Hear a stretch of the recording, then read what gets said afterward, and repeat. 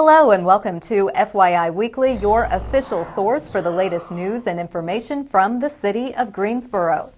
The Guilford County Family Justice Center received national recognition from the Family Justice Center Alliance for both its Elder Justice Committee and its Friends Against Fraud programs.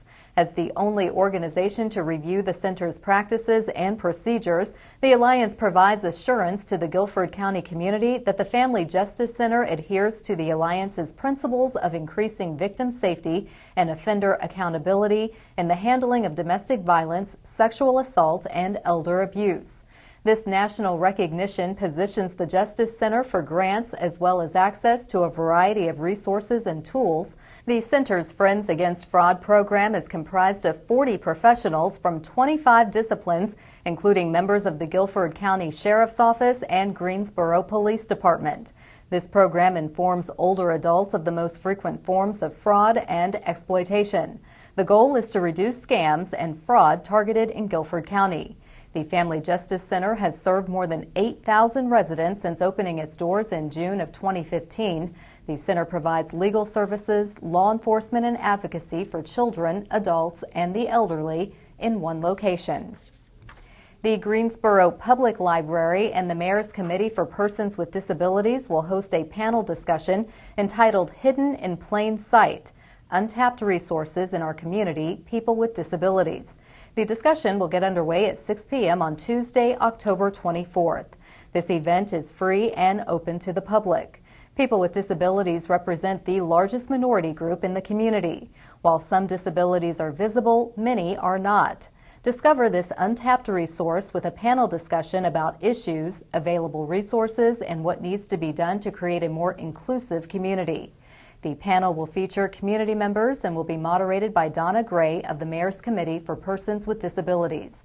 Immediately following the panel discussion, agencies will be on hand to discuss resources available for people with disabilities. The Central Library is located at 219 North Church Street.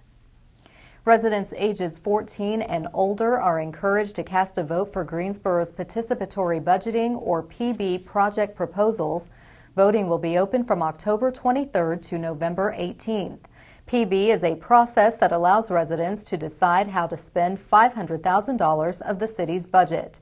Residents can vote at any of the designated polling locations. There is no need to vote in an assigned city council district. It is important to note the PB voting process is not affiliated with the Greensboro municipal election, in which members of the city council are elected by registered voters. Voting dates and times range from October 23rd through November 17th, with a variety of convenient locations that include libraries and recreation centers throughout the city. In an effort to help our employees and residents improve their quality of life, the city has partnered with Cone Health for a series of brief and informative videos designed to inspire you to get fit and stay fit. Let's check in with our friends at Cone Health for today's news for your health. 70% of Americans say they want to die at home, and in reality 70% of Americans die in hospitals and facilities. Hi, I'm Dr. Elizabeth Golding, Medical Director for the Palliative Medicine team at Cone Health, a member of Cone Health Medical Group. I would like to talk to you today about one of the most important conversations you can have with your loved ones, a conversation about end of life and advanced care planning. There's nothing more heartbreaking for me as a physician to sit down with a family who is in the midst of crisis. They have a loved one who may be nearing end of life, an unexpected heart attack, stroke, or other serious illness, and they have to make decisions about their loved one's care, and that loved one can't speak for themselves. By completing these documents, by having the conversation early, you're giving a gift to your family. You're giving them the gift of reassurance that they're acting in a way that you would want them to if your health should deteriorate. It may start at your first visit with your adult doctor. So you may begin by doing something called a living will or a healthcare power of attorney form.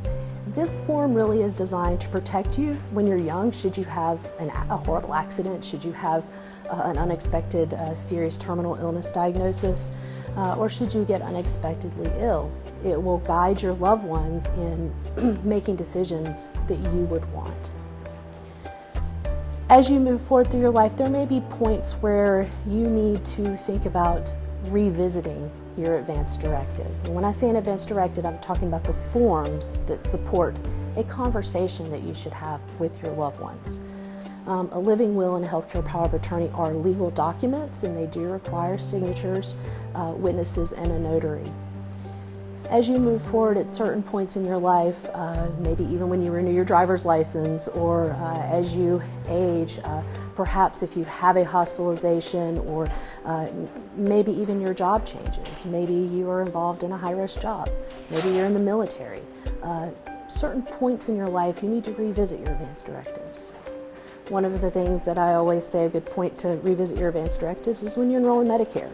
And when you enroll in Medicare, you should make sure that you have your documents in place. And that should be a reminder to also have the conversation with your family.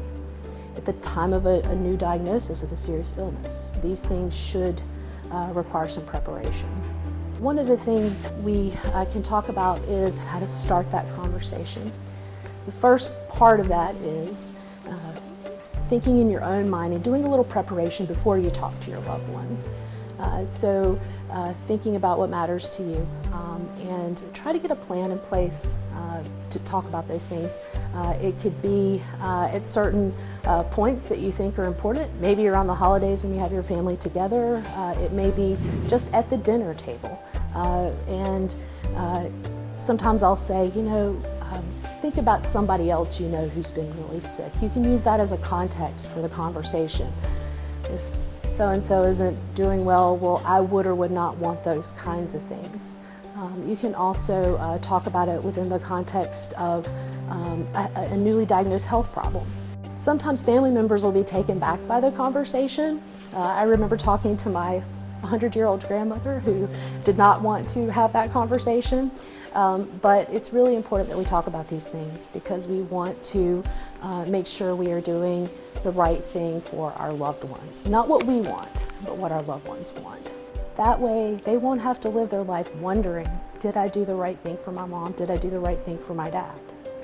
Did I do the right thing for my wife or my husband? They will know, and they will have the confidence that the care that was provided to them at the end of life was the best that it could be. So advanced care planning is the way to ensure that that actually happens. Thank you for joining me. I hope this has been helpful for you and your family. Please don't wait for a crisis to occur. Start the conversation today about your wishes at end of life. For more information, go to conehealth.com/advanced directive. I'm Elizabeth Golding with the Palliative Medicine team at Cone Health. The Greensboro Cultural Arts Center has a whole new look at night. We'll have that story and more news coming up after the break. Stay with us.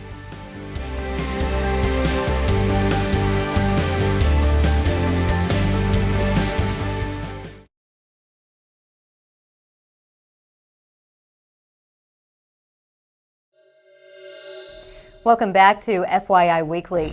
The Greensboro Urban Area Metropolitan Planning Organization, or MPO, invites residents to comment on the list of transportation construction projects scheduled between 2018 and 2027.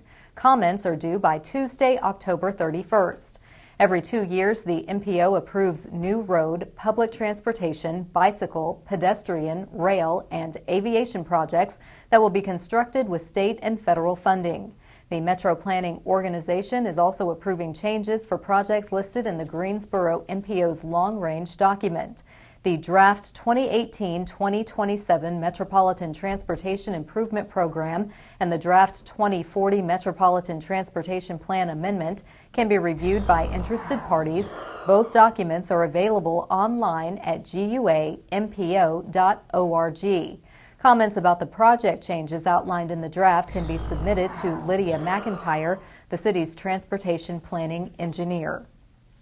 The stained glass installation on the exterior of the Van Dyke Performance Space at the Greensboro Cultural Center will be illuminated at dusk every night. The piece, entitled Day Dawns, is a joint project between the City of Greensboro, Public Art Endowment, and the initiative of the Community Foundation of Greater Greensboro. Mayor Nancy Vaughn says the city is excited to partner with the Public Art Endowment. The Greensboro Cultural Center is our hub of arts and culture, and these stunning stained glass pieces celebrate the importance of both visual and performing arts in the heart of downtown. We're grateful for the Community Foundation's effort to beautify this important city facility.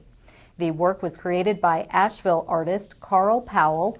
Powell was inspired by both the facility's purpose and its surroundings.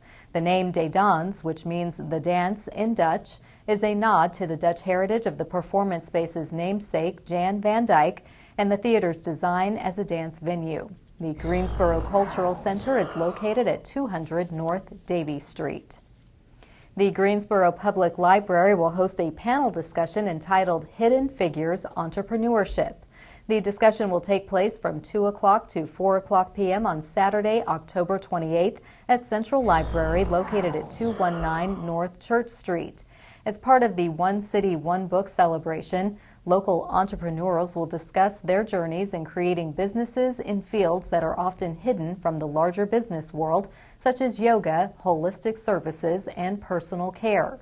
Lady Business founder Chisa Penix Brown will moderate as women share their entrepreneurial journeys. This event is interactive with opportunities to watch demonstrations and interact with the panelists. This event is free and open to the public. In an effort to spotlight and celebrate entrepreneurs, the artists, the community builders, and essentially the next generation of leaders, the City of Greensboro is proud to partner with Action Greensboro to introduce our Made in Greensboro series. This day, we place the spotlight on Bernie Jennings, CEO of Biscuitville.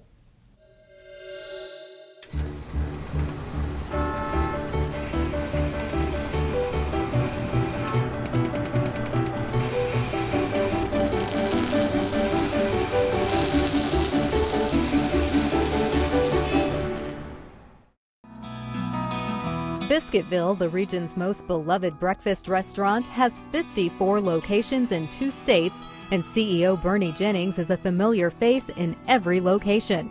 He likes to meet people and doesn't like to hide in the office. He says this is a people business. If you don't like people, you won't make it in this business. It's not just about the numbers.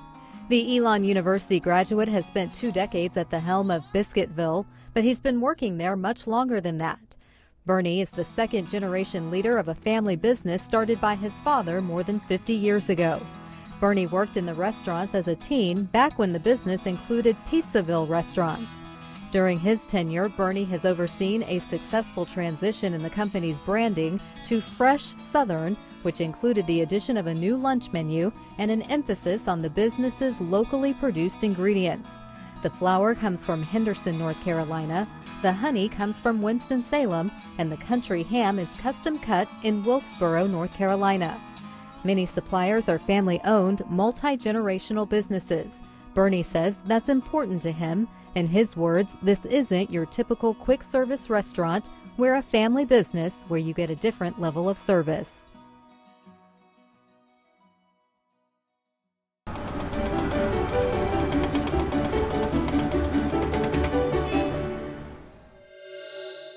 To learn more about Made in Greensboro or to see more images taken by photographers Jerry Walford and Scott Mothersbaugh, visit the Action Greensboro website at madeingso.com. The Greensboro Fire Department will be represented this week in the Firefighter Combat Challenge World Finals. 5 members of the fire department make up the Combat Challenge team. They are competing in Louisville, Kentucky from October 23rd through October 28th. The team members include Bruce Fields, Hannah Johnson-Hill, Tamika Brown, Cameron Williams, and Andy Weldon. The Firefighter Combat Challenge World Finals will be live streamed beginning on Wednesday, October 25th. Access the streaming video at firefighterchallenge.com. Calling all walkers, runners, dog lovers, and creative costumes to assemble along the downtown Greenway. Coming up after the break, find out what all these things have in common and how you can get in on all the action. Stay with us.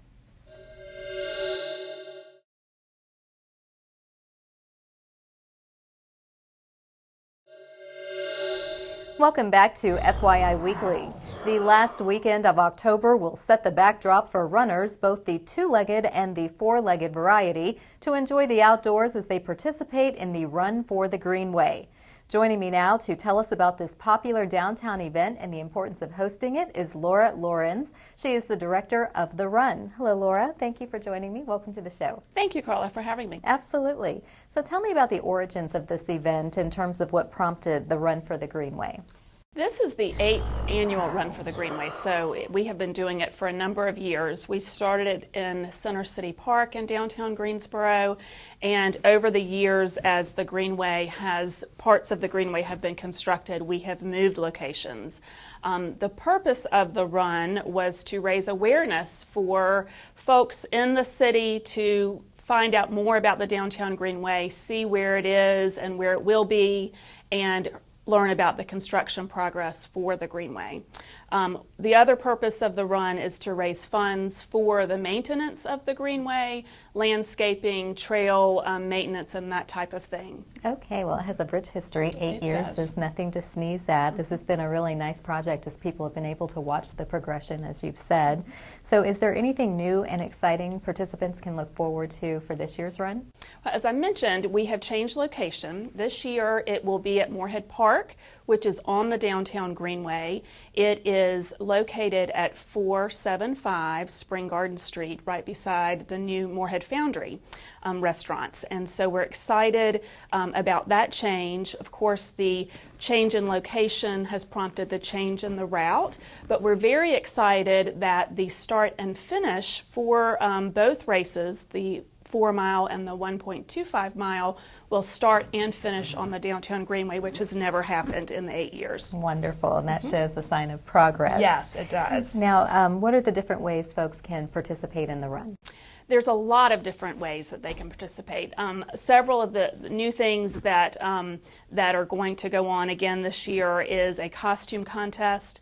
Because we have moved this year's run a month later, it's closer to Halloween, and so we're having a costume contest for the best adult costumes, children's costumes, and of course dog costumes. So we've got some great prizes from some of our local sponsors and other organizations around town, like Crafted, Deep Roots. Spare Time Greensboro has some great prizes for the children, and of course we've got prizes from Rough Housing and Art Barks for the dogs. Oh, nice treats. So other ways they can participate is they can volunteer. We do need volunteers. We have quite a few several volunteer spots left, but we have a great t-shirt for all of our volunteers. And I'll just share that with everyone. This is the volunteer t-shirt. Very nice. Yes, it's a great shirt. And so each volunteer who participates will get a t-shirt, and they get a beverage coupon that day, so they can come on out and volunteer and then stay and enjoy the live music, all of the food that will be featured from Moorhead Foundry. And so we're still looking for a few more volunteers. And of course you can run. We do have the 4 mile run, and then we have a 1.25 mile run. It used to be a 1 mile run, but for this year it is UNCG's 125th anniversary. So we changed the 1 mile to the 1.25 mile to allow us to go up Spring Garden Street to the UNCG campus and have those runners run back. So you can sign up for the run by going to our website, which is www.downtowngreenway.org/events, and you can sign up for the run, or you can come on the day of the run, which is October the 28th, and you can sign up there right on site between 3 and 4:15. And this is the runner shirt. It's very similar to the volunteer shirt, but it's bright and very noticeable. We love this shirt. So each runner will get this shirt, and they will get 2 coupons for 2 beverages at the event. Nice. Well, this is a really nice event where you're collaborating with the local businesses, the university, as far as UNCG, paying a nod to their anniversary. So it all just comes together and shows how the Greenway is really one of those projects that says community is at the heart of it. Thank you, Laura. I'm sure that you will have a lot of folks out there. It sounds like a lot of fun. We hope you come back and see us. Thank you for having me. Thank you. Stay tuned for a little-known fact about Greensboro as we tell you something about the city that's coming up after the break.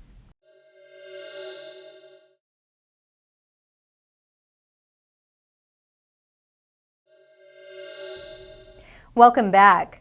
One way to stay informed about what's happening in the city is by attending or tuning in to city council meetings. The Greensboro City Council meetings are open to the public, but if you can't attend, we broadcast the meetings live right here on GTN. Council meetings take place at 5:30 p.m. on the first and third Tuesdays of the month on Level 2 of the Melvin Municipal Office Building located at 300 West Washington Street. To review the council meeting schedule and agendas, please visit greensboro-nc.gov/council meetings. Here's an opportunity to learn a little something about the city.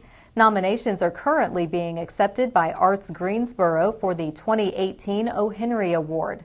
Named for the famed author from Greensboro, this award recognizes an individual's outstanding contributions to the arts and cultural development of the community throughout their lifetime. The O. Henry Award is presented jointly by the Greensboro Chamber of Commerce and Arts Greensboro. Nomination forms are available at artsgreensboro.org. Nominations including up to 5 letters of support are due by the close of business on Wednesday, November 8th. The award will be presented at a special ceremony in early 2018. Linda Carlisle, former secretary of the North Carolina Department of Cultural Resources, was last year's recipient of the O. Henry Award. Coming up after the break, we'll showcase our city department spotlight, but first, prepare to mark your calendar for the great events being featured this week on the town.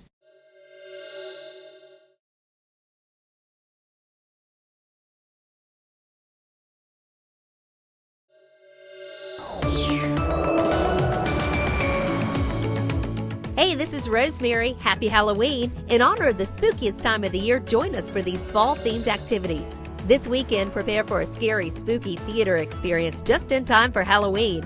The Drama Center of City Arts presents Stage Fright, a series of original one-act plays from the Greensboro Playwrights Forum.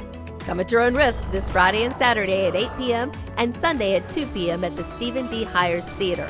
Go to thedramascenter.com for more information. Let's do the time warp again. The Carolina Theater will host their annual screening of the Rocky Horror Picture Show this Friday, complete with all the bells and whistles. They will have goodie bags for sale in advance and in the lobby day of, a costume contest, and more. Please note the movie and pre-show are R-rated and not for the faint of heart. Doors open at 8:15. Pre-show fun starts at 9 p.m. and the movie starts around 9:45. To purchase tickets, go to carolinatheater.com. On Saturday, head over to the Fall Festival from 1 to 4 p.m. at Peeler Recreation Center. You won't want to miss this family-friendly trunk-or-treat event with arts and crafts, festival games, and a popcorn bar. One free mini pumpkin will go to the first 25 children. Other pumpkins will be available for purchase. Explore and interact with animals and exhibits on the EcoBus. For more information, go to greensboro-nc.gov. On Halloween, you're invited to a very special party called Halloween Hoopla at Brown Recreation Center from 6:30 to 8:30 p.m. Join the staff for a free, fun-filled family event. There will be face painting, food, games, a costume contest, and more. You can find a complete list of all city-sponsored Halloween activities at greensboro-nc.gov. Don't forget, the City of Greensboro does not regulate when children trick-or-treat, so please enjoy this activity safely. Keep watching FYI Weekly right here on GTN and have a safe and happy Halloween. Welcome back. The City of Greensboro has more than 20 departments and several divisions committed to serving you, our residents and visitors. Let's go behind the scenes in our department spotlight. The city's Department of Transportation increases public safety and mobility through the effective planning, construction, and maintenance of transportation infrastructure and operation of municipal transit. The Department of Transportation oversees the Greensboro Transit Authority public transit system and the Specialized Community Area Transportation Service for persons with disabilities. Services provided to residents, businesses, and visitors include traffic signals and signs, transportation planning, parking, street lighting, sidewalks, and bike paths. For more information about transportation services, visit the city's website at greensboro-nc.gov. On the other side of the break is this week's Way to Go GSO shout out. Stay with us.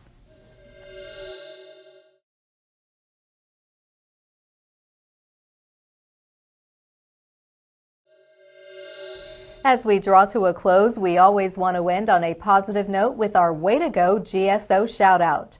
Greensboro is one of the top 10 small city destinations according to the 2017 U.S. Tourism Quality Index. Greensboro placed 7th among small destinations on the index calculated by ResidenceCo.com, which looks at locations that attract more than 3 million visitors per year. The ranking looks at factors in 6 categories: culture, entertainment, sightseeing, sports and adventure, culinary, and lodging.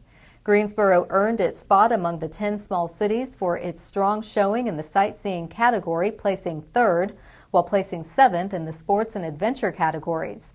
The city also ranked 9th for its culture and entertainment offerings. When listing the sightseeing category, residents looked at different rankings on TripAdvisor, including sites and landmarks, nature and parks, and tours and activities. According to the report, destinations that ranked high for sightseeing reflect the appeal of an eclectic range of sightseeing options from the environmental to the engineered. The sports and adventure category looked at performance in TripAdvisor's outdoor activities, boat tours, and water sports categories. Way to go, GSO. That concludes this edition of FYI Weekly, but you can easily stay connected to the latest city news by linking to us on Facebook, Twitter, YouTube, and Instagram.